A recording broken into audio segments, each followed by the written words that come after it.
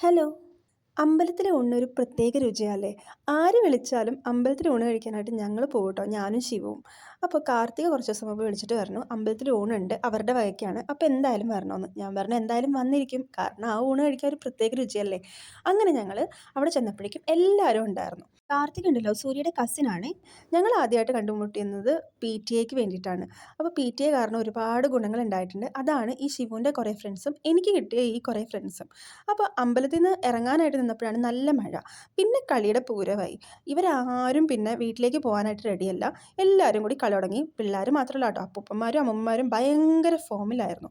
അവസാനം അവർ പഴയ കളികളൊക്കെ പറഞ്ഞു കൊടുത്തുകൊണ്ടിരിക്കുകയാണ്. ആദ്യം പിന്നിട്ടിട്ട് കണ്ടുപിടിക്കുന്ന കളി, അതാണ് ഈ നടന്നുകൊണ്ടിരിക്കുന്നത്. അത് കഴിഞ്ഞപ്പോൾ ആരുടെ കയ്യിലാണ് അമ്പഴങ്ങ, അങ്ങനെയല്ലേ പറയാ, ആ കളിയായിരുന്നു പിന്നീട് നടന്നത്. അത് കുറച്ച് നേരം ഇങ്ങനെ പോയി കഴിഞ്ഞപ്പോഴേക്കും അത് ബോറടിച്ചു. പിന്നെ അടുത്തത് കണ്ണുകെട്ടി കളിയായി.